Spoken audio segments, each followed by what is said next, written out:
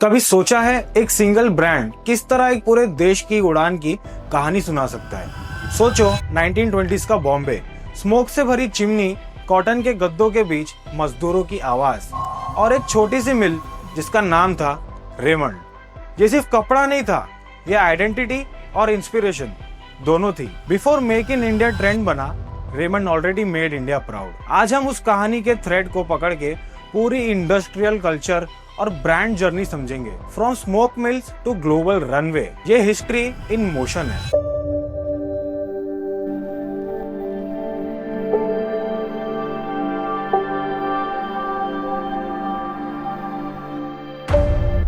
इसी दौर में 1925 के आसपास थाने ग्रीक के पास एक छोटी रेमंड की वुलन मिल इनकॉर्पोरेट हुई। इनिशियली रेमंड ब्रिटिश और इंडियन पार्टनर्स के साथ फॉर्म हुई। ये वही पॉइंट था जहां से आगे चलकर प्रीमियम इंडियन शूटिंग का सीट लगा। बॉम्बे की मिल्स में दिन रात प्रोडक्शन होता, पोर्ट्स तक माल जाता, ट्रेडर्स मार्जिन पे लड़ते और रेमंड्स ने यहाँ से एक अलग स्टांस लिया। इंपोर्टेड ब्रिटिश कपड़ों को देसी क्वालिटी से बीट करना है। वुलन शूटिंग का फोकस प्रिसिशन और फिनिश। ये सिंपल लगता है पर उस वक्त के हिसाब से बोल्ड बेट था। और फिर आई ओनरशिप शिफ्ट करने की कहानी, जो रेमंड को एक इंडियन इंस्टीट्यूशन बनाने वाली थी। 1944 आजादी से थोड़ा पहले रेमंड को टेक ओवर करते हैं J.K. कैलाशपत, यानी कि सिंघानिया ग्रुप। सिंबॉलिक मूवमेंट था। एक ब्रिटिश ओरिजिन मिल अब इंडियन हैंड्स में आ गई थी। ये सिर्फ डील नहीं थी, ये एक सिग्नल था कि इंडियन इंडस्ट्री अब अपनी कहानी खुद लिख सकती है। 1947 के बाद इंडस्ट्रियल प्लानिंग के साथ रेमंड ने स्केल अप किया। मुंबई और थाने एरिया में गारमेंटिंग को पुश मिला और 1968 आते आते रेडीमेड गारमेंट्स प्लांट इस्टेब्लिश किए। 1979 में जलगांव और चिंचवार जैसे हब्स पर अपनी मैन्युफैक्चरिंग एक्सपांड की।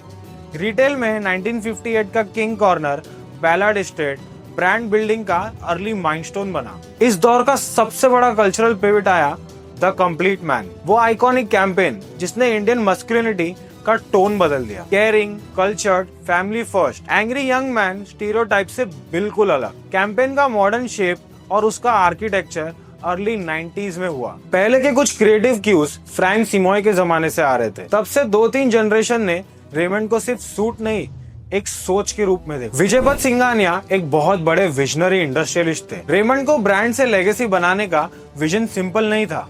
सूटिंग और शर्टिंग में प्रोसेस को एक्सीलेंट करना था, फिनिशिंग स्टैंडर्ड्स को ग्लोबल लग्जरी के बराबर ले जाना था और पोर्टफोलियो को अपील प्लस लाइफस्टाइल तक ले जाना था। 1980s के एंड तक Raymond world's largest suiting producer में काउंट होने लगा। ये मैन्युफैक्चरिंग डिसिप्लिन का रिजल्ट था। Fibre sourcing, spinning, weaving, dyeing, finishing, हर स्टेज पर कंट्रोल। गौतम सिंघानिया के आते ही 2000s में ब्रांड ने मॉडर्न रिटेल और प्रीमियम एक्सपीरियंस को पुश किया। Made to measure, bespoke tailoring experience दिया। Multi brand play, Raymond, Park Avenue, Color Plus, Raymond homes, ये सब बने।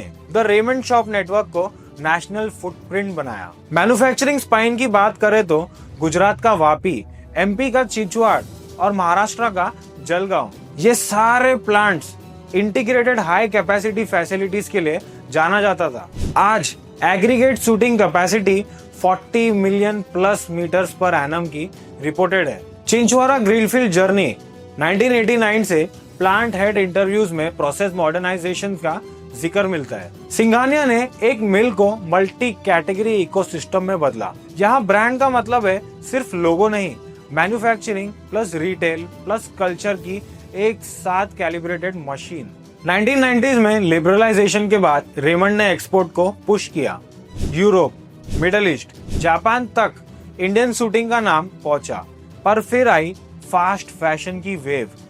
ज़ारा और H&M, स्पीड प्लस प्राइस ने मार्केट को हिला दिया। रेमंड जैसे क्राफ्टमैनशिप हैवी ब्रांड के लिए ये एक आइडेंटिटी टेस्ट था। Timeless tailoring versus trend of the week.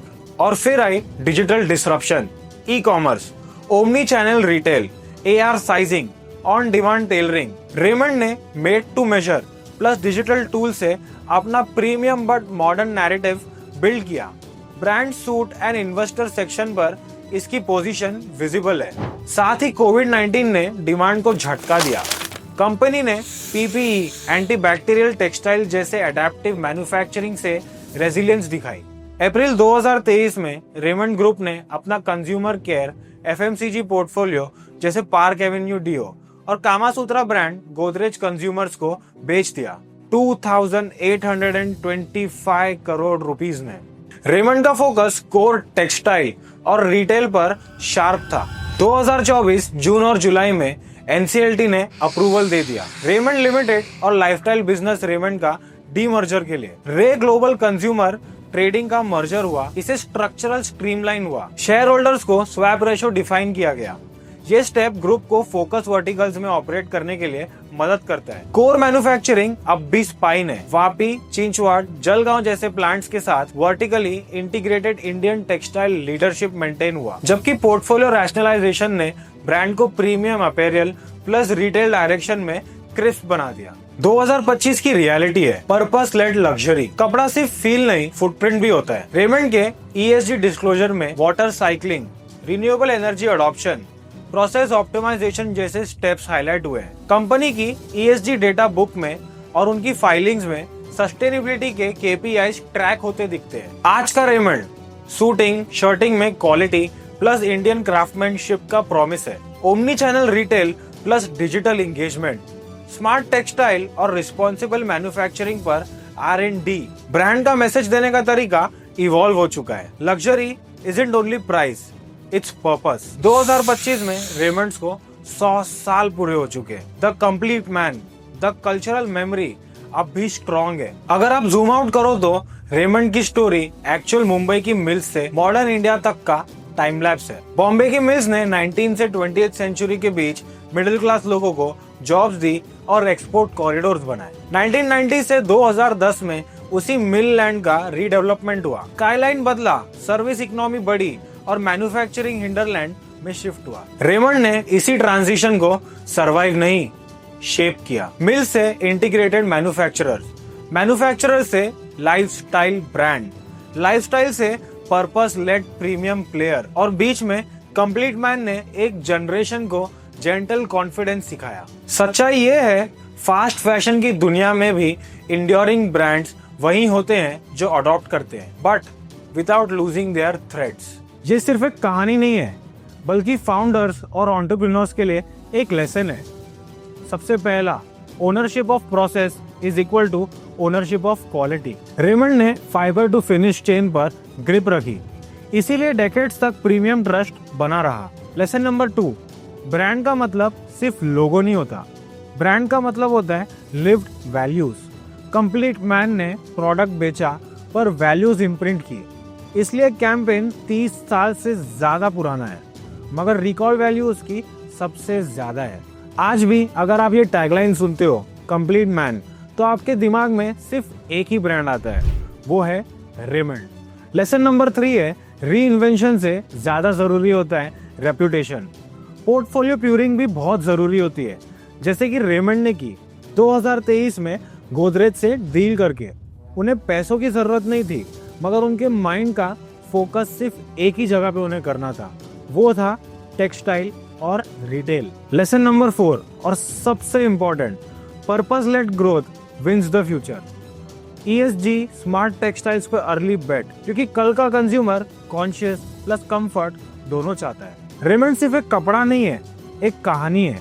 एक छोटी थाने की मिल से लेके 100 साल पुराना ब्रांड जो रिस्पॉन्सिबल लग्जरी एक क्लोथिंग प्रोडक्ट है।